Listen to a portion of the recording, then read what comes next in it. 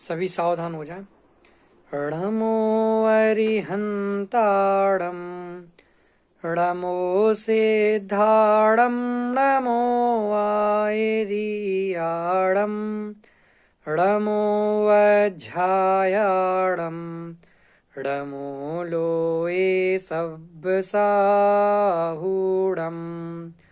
मंगलम भगवान वीरो मंगलम गौतमो गणे मंगलम कुंद कुंदाद्यो जैन धर्मोस्तु मंगलम सर्वमंगल मांगल्यम सर्वकल्याणकारकम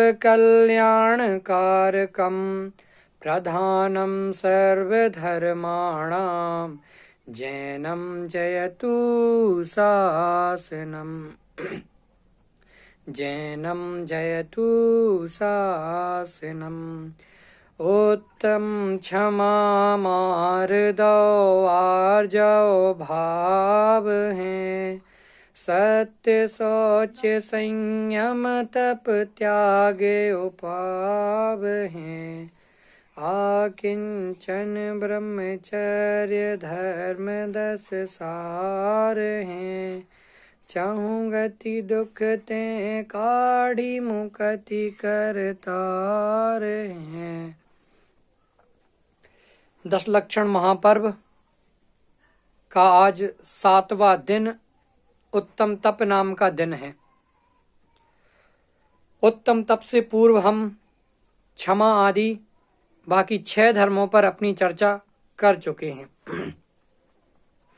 उत्तम तप धर्म, तप को कौन नहीं जानता। न केवल जैन धर्म में ही तप की महिमा है, अपितु अन्य दर्शनों में भी तप की महिमा गाई गई है। लेकिन जो तप अपने जैन धर्म में कहा है और जो तप अन्य दर्शनों में कहा है, उन दोनों ही तपों में जमीन आसमान का अंतर है। आपने एक बात सुनी होगी, एक वाक्य सुना होगा आपने कि जहां पर अन्य दर्शनों की अहिंसा समाप्त होती है, वहां से जैन धर्म की अहिंसा प्रारंभ होती है। बात ख्याल में आई ना। उसी प्रकार से जैसे उनकी तप की बात खत्म होती है, वहां से तो जैन दर्शन का तप आरंभ होता है। जैन दर्शन में जो तप किया जाता है वो इच्छाओं की निरोध के लिए तप किया जाता है, इच्छाओं की पूर्ति के लिए तप नहीं किया जाता। जबकि अन्य दर्शनों में अपनी इच्छाओं की पूर्ति के लिए, जो हमारे मन में उमंगें हैं, जो नई नई इच्छाएं हैं, उन इच्छाओं की पूर्ति के लिए अन्य दर्शनों में तप किया जाता है। जबकि जैन दर्शन में यह बात स्वीकार नहीं की जाती। जैन दर्शन में तो तप इच्छाओं के निरोध का नाम है। जैन दर्शन में ऐसा तप नहीं होता, एक पैर करके खड़े हो गए, उल्टे लटक गए, पेड़ पे आड़े बैठ गए, ये तप की परिभाषा नहीं है। बात ख्याल में आई ना। अपनी सरल वृत्ति के माध्यम से भी तप किया जा सकता है। तप की परिभाषाएं क्या हैं? स्वरूपे प्रतपनम तपः, स्वरूप में तपना, स्वरूप में रम जाना, उसका नाम तप है। बात ख्याल में आई। कर्मों को तपाना, कर्मों को नष्ट करना, उसका नाम तप है।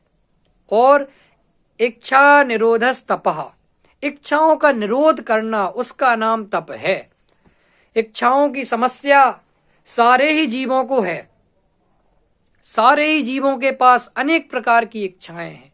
इच्छा माने आशा, किसी न किसी चीज की चाह निरंतर बनी हुई है। आत्मानुशासन में लिखा, आसह गर्तः प्रति प्राणी यस्मिन विश्व मणुपमम कस्य किम कियदायाति यथा वो ब्रसयेसितः, कि आशा करता, जीव का आशा रूपी गड्ढा इतना बड़ा है कि उसमें संपूर्ण लोक एक अणु के बराबर है।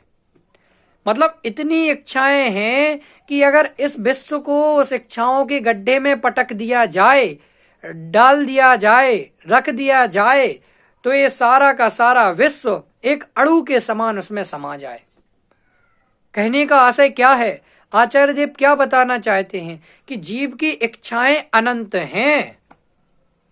बात ख्याल में आई ना। जिनकी पूर्ति हो पाना कभी संभव नहीं है। इच्छाओं की पूर्ति पुण्य के अनुसार होती है, पुण्य प्रमाण होती है। देखो, ब्रह्मचारी रविंद्र जी आत्मन एक वाक्य कहते हैं, इच्छाओं की उत्पत्ति अज्ञान से होती है। इच्छाओं की उत्पत्ति अज्ञान से होती है, इच्छाओं का अभाव ज्ञानाभ्यास से होता है, और इच्छाएं उनकी पूर्ति पुण्य प्रमाण होती है। कहने का आशय यह है कि हमारा जितना पुण्य का उदय होगा उतनी ही हमारी इच्छाओं की पूर्ति होगी। बात ख्याल में आई ना? तो इच्छाओं का निरोध, उसका नाम तप है। और इच्छाओं का निरोध, जिसने इच्छाओं को जीत लिया, समझो वो ही विश्व में सबसे महान है, वो ही आदमी भगवान बन सकता है। बात ख्याल में आई ना? इच्छाओं को जीते बिना भगवान नहीं बना जा सकता। इच्छाओं को जीते बिना पंचेंद्रियों पर नियंत्रण नहीं पाया जा सकता। इसलिए इच्छाओं का निरोध करना, उसका नाम तप है। इच्छा निरोधस तपः स्वरूप प्रतिपन्नम तपः। बात ख्याल में आई ना? तो अगर आप स्वरूप में रम गए तो सारी इच्छाओं का अभाव हो गया। इच्छाओं का जिनके अभाव हो गया, उन्होंने स्वरूप को ही जान लिया। बात ख्याल में आई ना? जैसे कहते हैं ना, जिसने आत्मा को जान लिया उसने सबको जान लिया, और जिसने सबको जान लिया उसने आत्मा को जान लिया। बात समझ में आई ना? चलिए, उत्तम तप हम पंडित ध्यानथ राय जी के छंद के आधार से चर्चा करते हैं। तप चाहे सुर राय, कर्म शिखर को वज्र है। द्वादश विधि सुखदाय, क्यों न करें निज सकति सम। उत्तम तप सब माही बखाना, कर्म शैल को वज्र समाना। वस्यो अनादि निगोद मझारा, भूविकलत्रय पशुतन धारा। धारा मनुज तन महादुर्लभ, सुकुल आयु निरोगता। श्री जैन वाणी तत्व ज्ञानी, भई विषय पयोगता। अति महादुर्लभ त्याग विषय कसाय, जो तप आदरे। नर भव अनुपम, कनक घर पर मणि मई कल साधरे। क्या, कहां से प्रारंभ किया उन्होंने छंद? तप चाहे सुर राय। तप को कौन चाहता है? सुर राय। इस सुर राय क्या है? सुर राय। अब कोई कहे राय, इंद्रों की राय, वो तप चाहती है। इंद्रों की राय कहती है भैया हमें तो तप चाहिए, ऐसा क्या? नहीं, सुर राय माने इंद्र। इंद्र भी तप चाहते हैं, तप करना चाहते हैं। बात ख्याल में आई ना? तप चाहे सुर राय, क्योंकि मनुष्य गति में जो तप हो सकता है वो अन्य गतियों में तप नहीं हो सकता। जिस तप के माध्यम से पूर्ण अवस्था प्राप्त की जा सकती है, मोक्ष अवस्था प्राप्त की जा सकती है, वो तप किसी भी गति में नहीं हो सकता। सिर्फ और सिर्फ मनुष्य गति में ही वो तप हो सकता है। घटना सुनी होगी, देवों और मानवों में चर्चा यह चल पड़ी, कौन पालकी का हकदार है, कि तीर्थंकर की पालकी कौन उठाएगा, देव उठाएंगे कि मनुष्य? तो मनुष्य क्या कहे, तो देवतागण क्या कहते हैं कि भैया मुझे कुछ समय के लिए मनुष्य भाव दे दो और ये मेरी देव अवस्था की पर्याय आप ले लो। लेकिन क्या ये संभव नहीं है? बात ख्याल में आई ना? हम जिस स्वर्ग गति को इतना महान मानते हैं, वे स्वर्ग के देवता भी, वे इंद्र भी हमारी मनुष्य पर्याय को धारण करने के लिए तरसते हैं। वे भी चाहते हैं कि हमें ये पर्याय प्राप्त हो जाए, लेकिन ऐसा संभव नहीं है कि एक की पर्याय दूसरे को प्राप्त हो जाए। ऐसा कर्मों में फेरफार जैन दर्शन की व्यवस्था तो नहीं है। तो तप चाहे सुर राय, इस तप को इंद्र भी चाहते हैं। कैसा है ये तप? कर्म शिखर को वज्र है। कर्म रूपी पर्वत को वज्र के समान है। कर्म रूपी पर्वत को नाश करने के लिए वज्र के समान है। वज्र में कितनी ताकत होती है कि अगर वह वज्र किसी के शरीर पर गिर जाए या किसी पर्वत पे गिर जाए तो वह पर्वत चूर चूर हो जाए। जैसे आपने सुना होगा कि जब हनुमान जी पैदा हुए थे और वो वहां से उस पहाड़ के नीचे गिरे थे, तब उनकी मां को कितना डर लगा था कि क्या हुआ होगा। लेकिन जब जा करके देखा तो उनको तो कुछ नहीं हुआ था, लेकिन वो चट्टान के टुकड़े टुकड़े हो गए थे, वो चट्टान टूट गई थी। ऐसे ही ये कर्म रूपी पर्वतों को नाश करने के लिए तप वज्र के समान हैं। इस कर्म रूपी पर्वत पर, कर्म रूपी पर्वत के शिखर पर अगर ये वज्र पड़ेगा तो सारी कर्मों की शिला टूट करके बिखर जाएगी। आपने लोक में सुना होगा कि गोवर्धन पर्वत को बचाने के लिए, लौकिक में आपने सुना होगा कि गोवर्धन पर्वत को बचाने के लिए एक उंगली पर वो पर्वत उठा लिया था और पूरा गांव उसकी ओट में नीचे छिप गया था। और इतना शक्तिशाली समर्थ इंद्र भी अपने वज्र के प्रहार से उस पर्वत को कुछ नहीं कर पाया था। बताइए आप क्यों? क्योंकि अपराधी वहां पर इंद्र था। इसीलिए इंद्र शक्तिशाली होते हुए भी जो निर्बल हैं, जो लोग निर्बल हैं, उनका कुछ भी नहीं कर पाया। और जो निर्बल थे, बात ख्याल में आई ना, उनका इंद्र कुछ नहीं कर पाए, और जो निर्बल थे उन्होंने इंद्र को ही सबक सिखा दिया। बात ख्याल में आई ना। उसी प्रकार हम भी हैं, हमारी अनादि काल से गलती है और हम अपनी गलतियों का दोष, अपने अपराध का दोष कर्मों के माथे मढ़ना चाहते हैं। तो हमारी कमजोरी है, हम अपराधी हैं, इस कारण से कर्म हमारे टूट नहीं पा रहे हैं। और अगर वहीं हम निर्दोष अवस्था को धारण कर लें, एक भी दोष ना रखें, तो जो निर्बल हैं, मतलब जिनमें ज्ञान दर्शन नहीं है, ऐसे कर्म तो स्वयं ही टूट जाएंगे, स्वयं ही वो कर्म टूट करके बिखर जाएंगे, स्वयं ही वे कर्म नष्ट को प्राप्त हो जाएंगे। बात ख्याल में आई ना। बस हमें जरूरी क्या है कि हमें अपनी सबलता को पहचानना है। हमें अपने को अपराधी जो हम मानते हुए आ रहे हैं, अपने अपराधों का दोष कर्मों पर मढ़ रहे हैं, उस दोष को हमें नष्ट करना है, उस दोष को हमें अलग करना है। और अगर ये दोष हमने अलग कर लिया तो जो अनादि काल से हमें कर्माण बरगणाएं बंध रही थी, वो कर्माण बरगणाएं बंधना बंद हो जाएंगी और ये कर्म नाश को प्राप्त हो जाएंगे।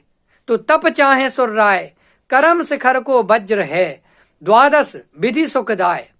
ये तप कितने प्रकार का कहा गया है कि साहब 12 प्रकार का तप कहा गया है। द्वादश विधि सुखदाय, क्यों ना करें निज सकति सम। 12 प्रकार का तप कौन कौन सा है? 6 अंतरंग तप और 6 बहिरंग तप। 6 तप तो एक ही है। देखो तप 12 प्रकार का, ये 11 तप अंतिम तप है ध्यान, और बाकी के जो 11 तप हैं वो ध्यान तक पहुंचने के लिए हैं, ध्यान की अवस्था तक पहुंचने के लिए हैं।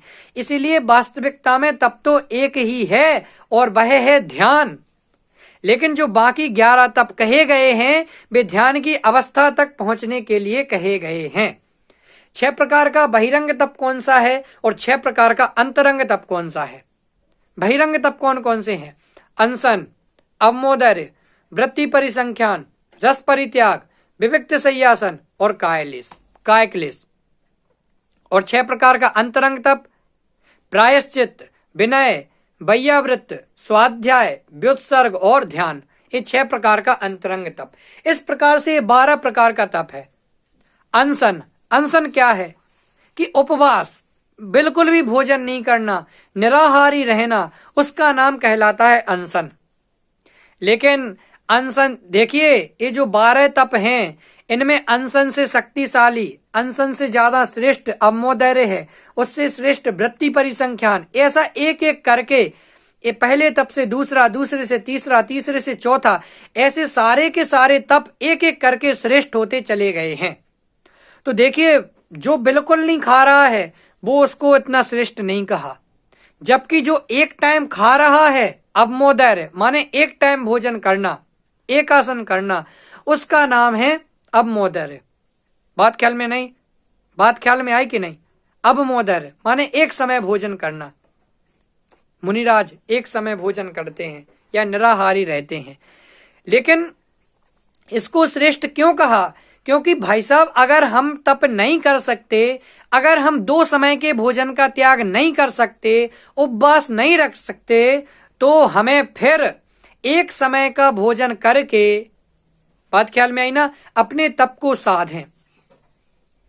तप भोजन किसके लिए है? तप के लिए, इस शरीर को आराधना में लगाने के लिए ही भोजन है। तो उसका जो सदुपयोग करके एक समय भोजन करके, लेकिन इसमें भी शर्त है, भूख से कम भोजन करना, उतना भोजन करके, बात ख्याल में आई ना, और फिर हम तप करें। तो अनशन से श्रेष्ठ अम्मोदर्य को कहा है कि भैया अगर नहीं चले तो एक समय भोजन करो, ये श्रेष्ठ है, क्योंकि इसके माध्यम से तुम आराधना कर सकते हो, इसके माध्यम से तुम्हें कोई विघ्न नहीं आएगा। इसलिए अनशन, फिर अवमोदर्य, वृत्ति परिसंख्यान, अटपटी प्रतिज्ञाएं करना। मैं बहुत संक्षिप्त में बताए देता हूं, क्योंकि अपने पास इतना समय नहीं है कि अपन 12 प्रकार के तपों का विश्लेषण कर सकें। वृत्ति परिसंख्यान, वृत्ति परिसंख्यान, अटपटी प्रतिज्ञाएं करना, रस परित्याग, रसों का त्याग करना, ऐसे ही विविक्त सय्यासन, काय क्लेश,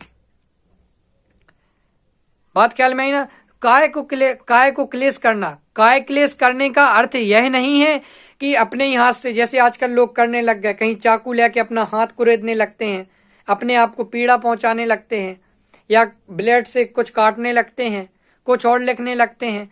बात ख्याल में आई ना, उसका नाम काय क्लेश नहीं है। काय क्लेश माने जो स्वयं ही जो शरीर क्रश हो रहा है, उस क्रश हुए शरीर की बिल्कुल भी परवाह नहीं करते, बिल्कुल भी चिंता नहीं करते, उसका नाम है काय क्लेश। ऐसे ही विविक्त सय्यासन, भूमि पर सोते हैं। बात क्या, अभी हम इतना स्पष्टीकरण नहीं करेंगे। विविक्त सय्यासन, काय क्लेश, ऐसे ही प्रायश्चित, विनय, वैयाव्रत, स्वाध्याय, व्युत्सर्ग और ध्यान, ये 12 प्रकार का तप मुनिराज पालते हैं।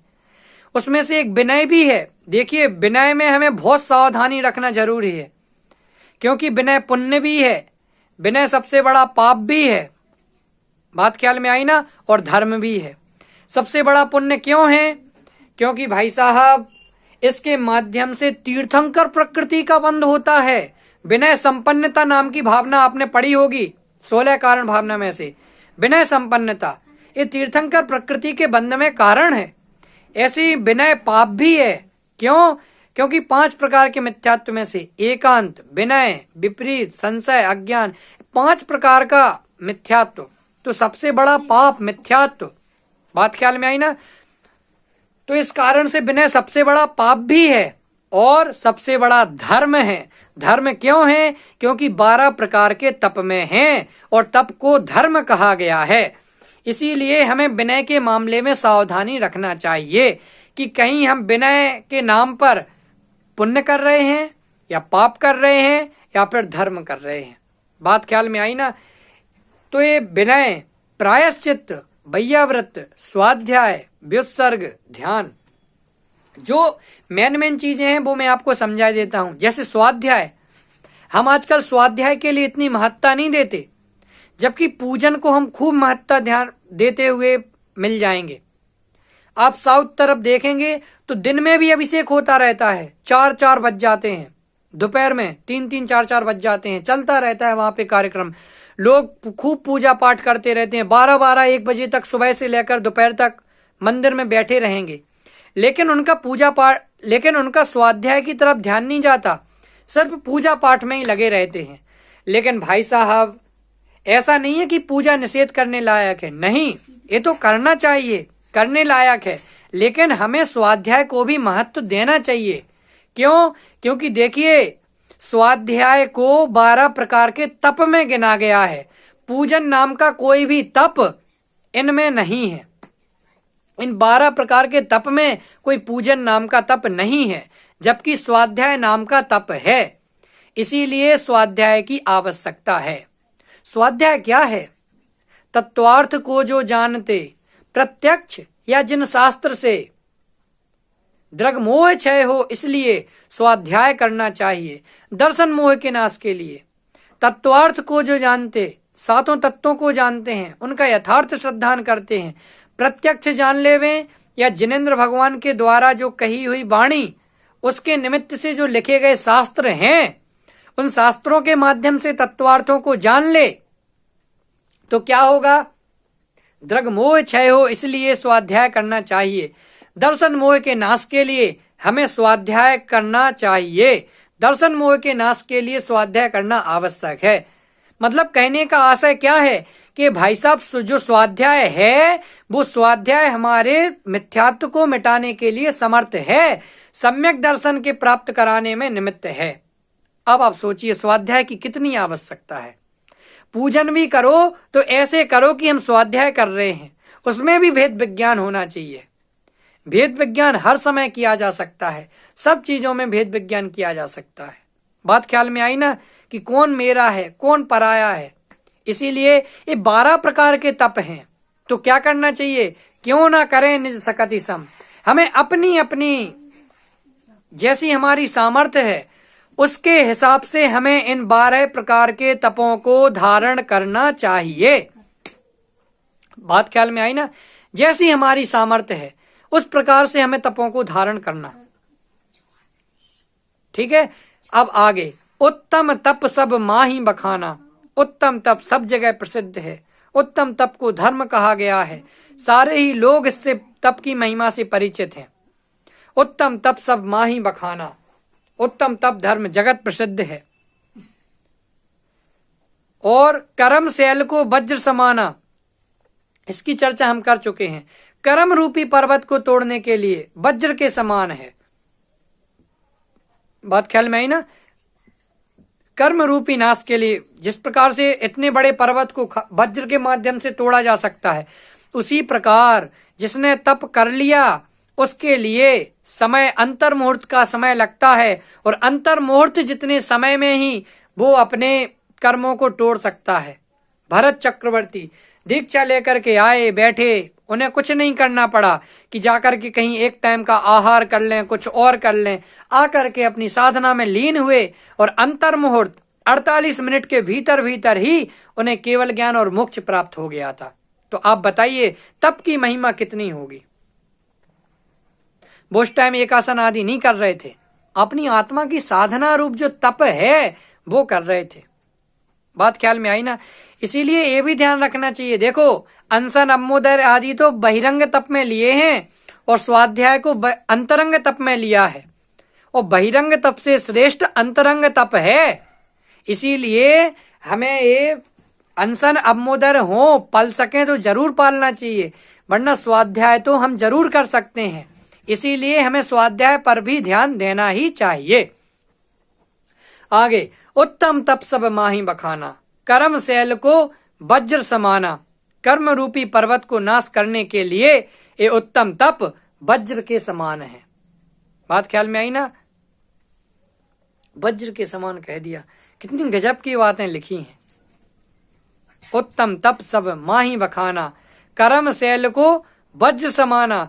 बस्यो अनादि निगोद मझारा, भू विकलत्र पशु तन धारा। अनादि काल से निगोद में ही रहता हुआ आया था। भाई साहब, हमारा हेडक्वार्टर तो वो ही है कि हम जिस निगोद में रहते हुए आ रहे हैं, हमारा हेडक्वार्टर वो ही है।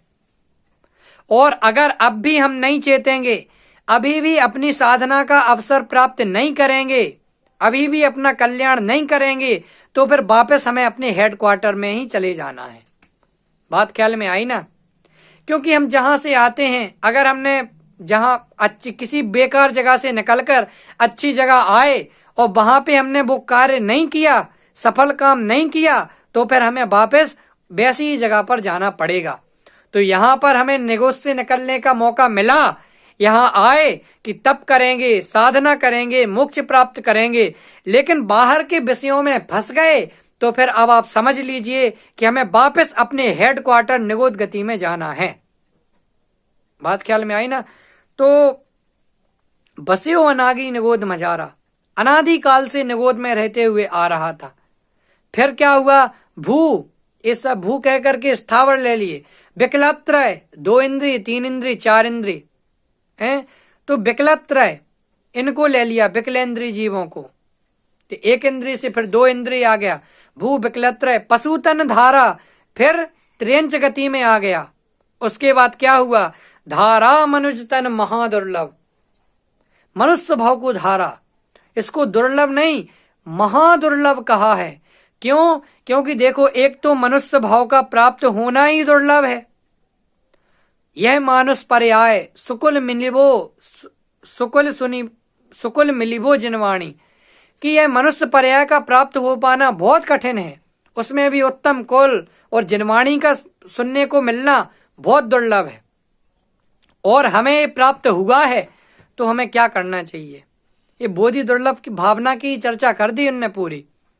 धारा मनुष्य तन महादुर्लभ, मनुष्य तन महादुर्लभ कहा, क्योंकि कोई तो भाई साहब एक तो मनुष्य गति में आते ही नहीं है, और मान लो आ भी गए तो फिर क्या होता है कि कोई तो बच्चा पैदा होते ही साथ मर जाता है, कोई 10 साल जी करके मर जाता है। बात ख्याल में आई ना? तो कोई अवसर ही नहीं मिल पाता। और हमें जो 60-60, 70-70, 80-80 साल की उम्र मिल रही है, उतने समय में भी हम चेत नहीं पा रहे, विषय भोग में ही अपना समय लगा रहे, तो फिर आप बताइए क्या होगा? धारा मनुष्य तन महादुर्लभ, ये दुर्लभ मनुष्य तन मिला है, इसीलिए इसका सदुपयोग करना चाहिए। सुकुल, उसमें भी उत्तम कुल मिला, आयु, उत्तम आयु मिल गई, निरोगता और स्वस्थ शरीर भी मिल गया। अब क्या चाहिए? मनुष्य भाव, उसमें भी उत्तम कुल, उसमें भी अच्छी आयु और उसमें भी निरोगता, अच्छा स्वास्थ्य मिल गया, कोई बीमारी नहीं है, कोई दुख नहीं है, फिर भी क्या कर रहे? विषय भोगों के चक्कर में ही फंसे हुई हैं।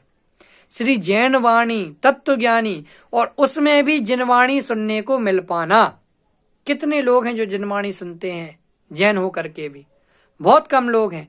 और हमें जिनवाणी सुनने को मिल पाना ये महापुण्य का उदय है। श्री जैन वाणी तत्व ज्ञानी, इसमें तत्व ज्ञान है जो हमें तत्व ज्ञानी बना सकती है।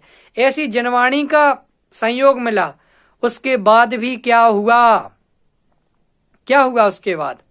भाई विषय प्रयोगिता, विषयों के अंदर ही रुचि हुई, विषयों के सेवन में ही लग गए। नरपति, सुरपति, असुरपति, इंद्रिय विषय दवदाह से पीड़ित रहें, सह सके ना रमणीक विषयों में रमे। कि जो नरपति है, चक्रवर्ती इत्यादि हैं, सुरपति, असुरपति, इंद्रादिक हैं, देवतागण हैं, वे सब केवल इंद्रियों के विषयों में ही जल रहे हैं और जल जल कर के मरे जा रहे हैं। इंद्रिय विषय दवदाह से पीड़ित रहें, सह सके ना। वो ज्वाला इतनी प्रबल है इंद्रियों के विषयों की कि इंद्रगण भी सहने में समर्थ नहीं है।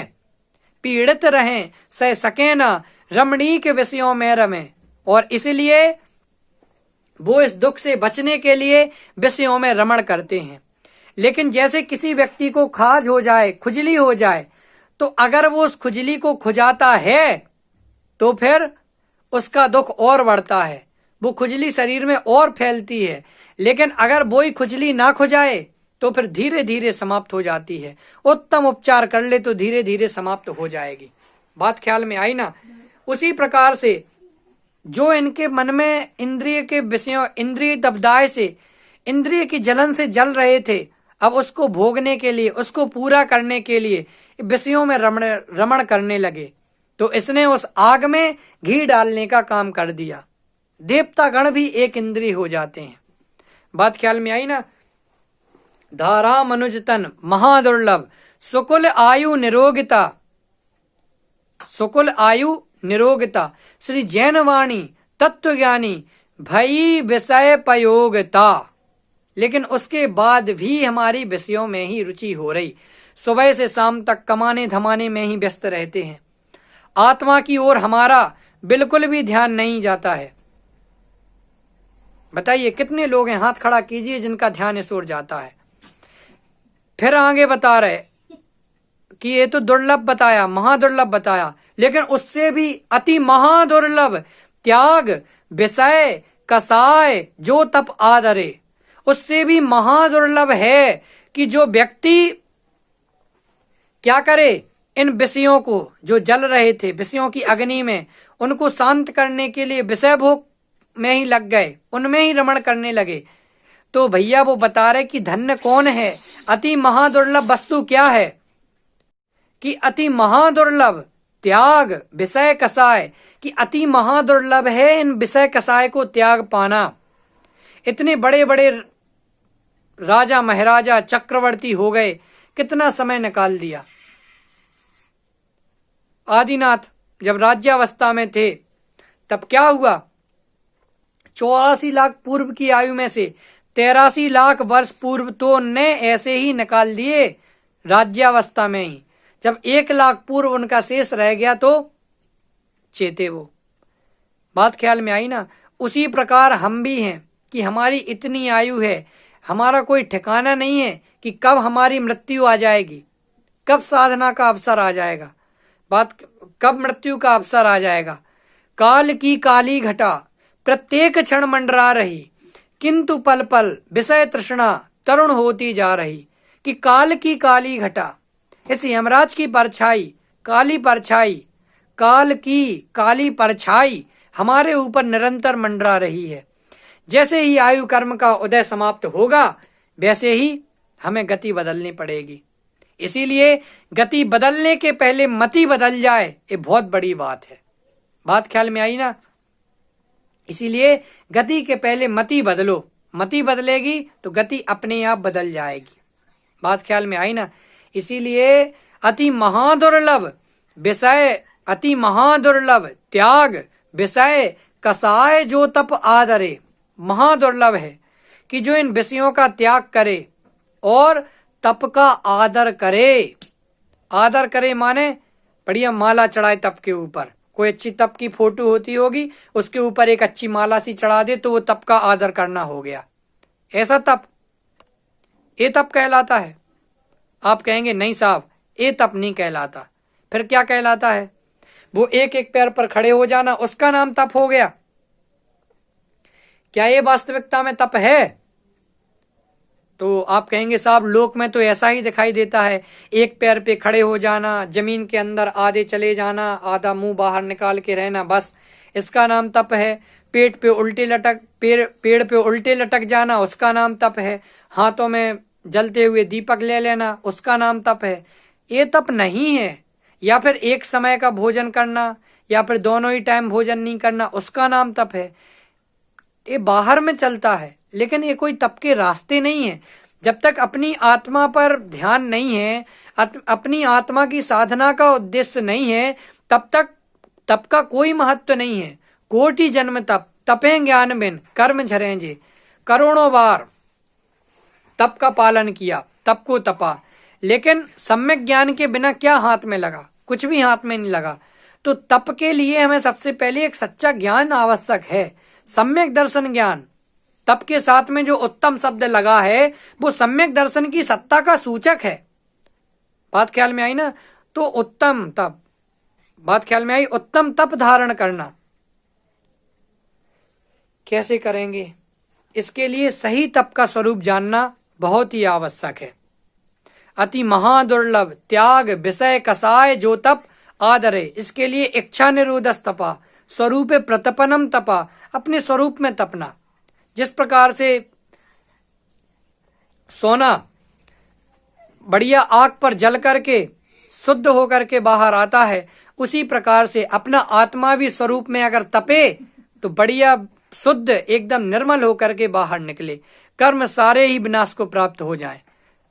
विषय कसाय जो तप आदरे, तो तप का पालन करना बहुत कठिन कार्य है। तप के बिना तो कुछ भी हाथ में लाने वाला नहीं है। उसी प्रकार और क्या,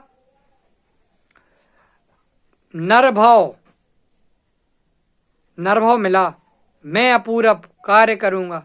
कि मनुष्य मिल गया, मैं अपूर्व कार्य करूंगा। अपूर्व कार्य करने का समय आ गया है। क्या अपूर्व कार्य?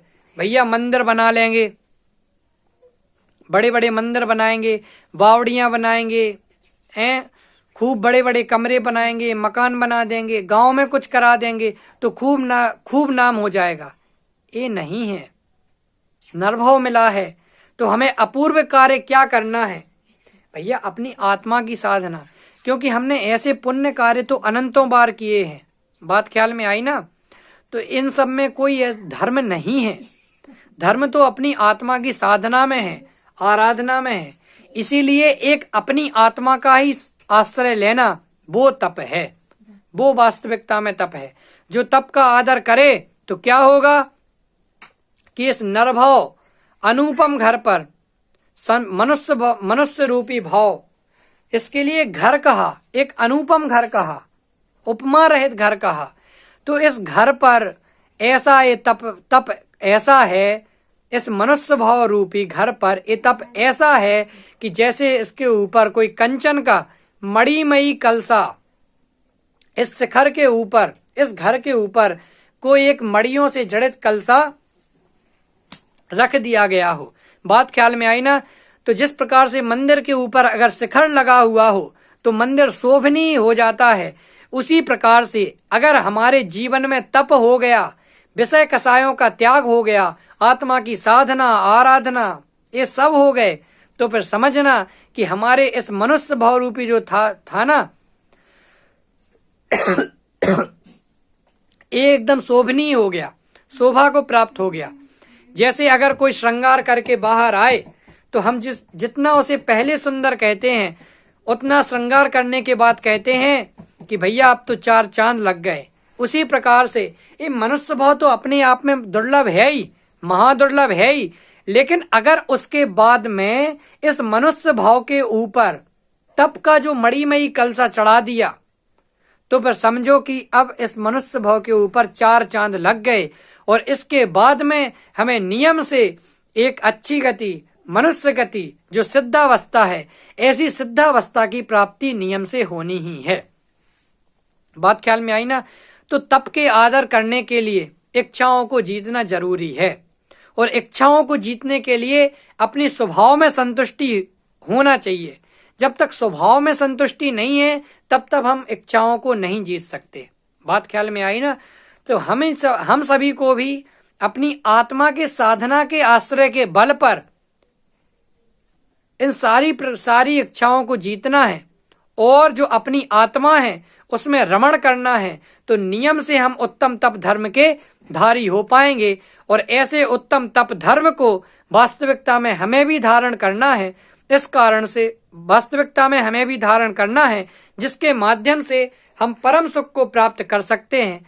तो हम सभी भी उत्तम तप धर्म को धारण करें और परम सुखी हों। ऐसी मंगल भावना से मैं अपनी वाणी को विराम देता हूँ।